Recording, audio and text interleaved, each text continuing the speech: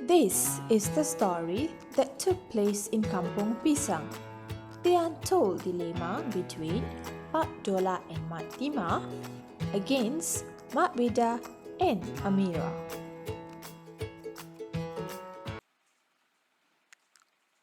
Pak Dollah was the ketua kampung, or better known as the penghulu of Kampung Pisang. Pak Dollah was a generous yet a very wealthy man. He loved helping out his fellow villagers. Pak Dollah was married to Mak Tima.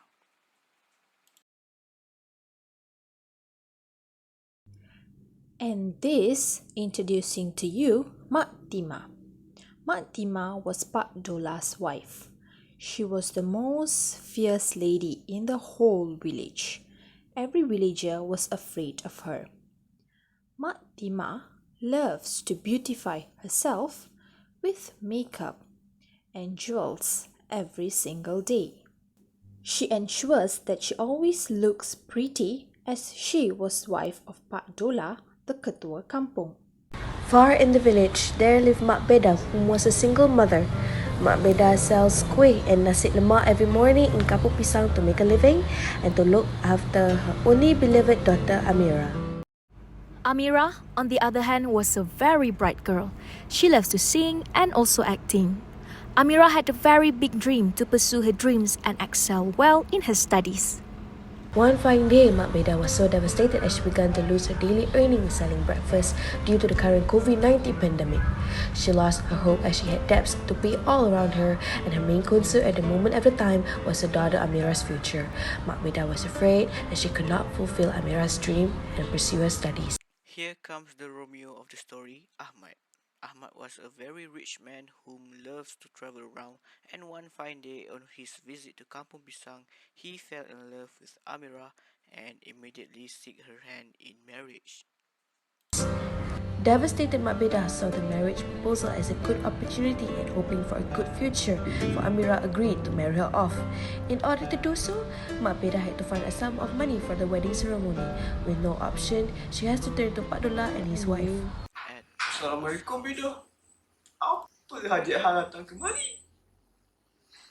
Aku nak kahwinkan anak aku seorang ni. Tapi aku nak pinjam duit sikit boleh tak? Dalam 15,000 boleh? Pak Dollah while looking at his wife, Mak Tima. Baiklah, saya boleh pinjamkan duit tersebut kepada Beda. Hai, takkan abang nak pinjamkan duit macam tu je kat Beda tu? Saya ni nak letakkan beberapa syarat. Mak Tima required Mak Beda to transfer her late husband's land to her and ABDULLAH as a reassurance to pay back the amount borrowed, which is 15,000. Pak Dollah handed over the cash and Mak Beda transferred the said land to Pak Dollah. 2 weeks after, Mak Beda and Pak Dollah signed an agreement that allows Mak Beda to purchase the land for 15,000 ringgit within 6 months from the agreement date. 1 year passed, and only then Mak Beda had paid the full amount of money borrowed, but it was refused by Pak Dollah, and right after that, Mak Beda received a letter saying that Pak Dollah is now the rightful proprietor of the land of her late husband. Mak Beda has no any rights over the said land now. Please, can you help me? Please advise me.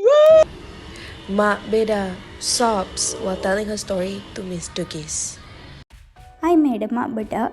Mak Beda, in your case, the issue here is you signed an agreement with ABDULLAH which stated that you will pay back the amount of 15,000 within 6 months to repurchase your land, but you failed to pay back the loan within the time period agreed by you, and it's already 1 year past.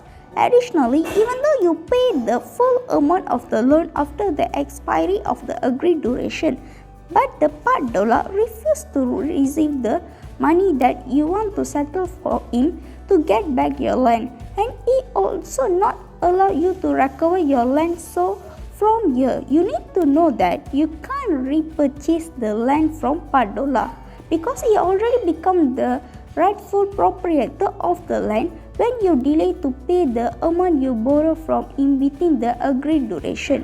Moreover, you have made an agreement with him under purely contract where time is of essence, which is the lender will provide a particular time period for the landowner to pay back the loan that borrowed by him if the borrower failed to repay the loan and redeem the land within the agreed duration means even though he paid the loan after the fixed duration that given by the lender or after the expiry of the agreed duration, and the borrower still commences action to recover land but the lender will not allow you to recover it back.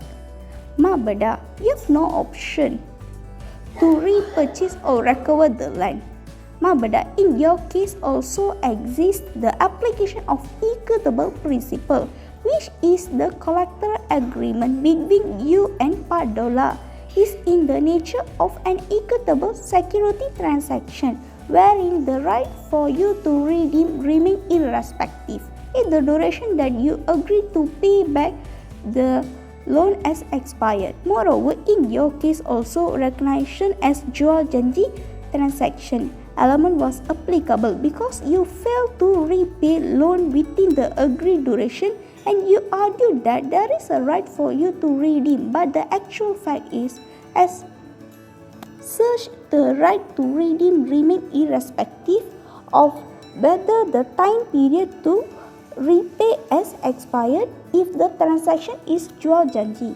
Mak Bedah, the case that similar to your case is Wong Sili and Saraswati Amal 1954 MLJ 141CA. In this case, held that they have no power to extend the contractual period for the exercise of the option to repurchase the land once the agreement expires because in this case, time is regarded as of the essence as your case now.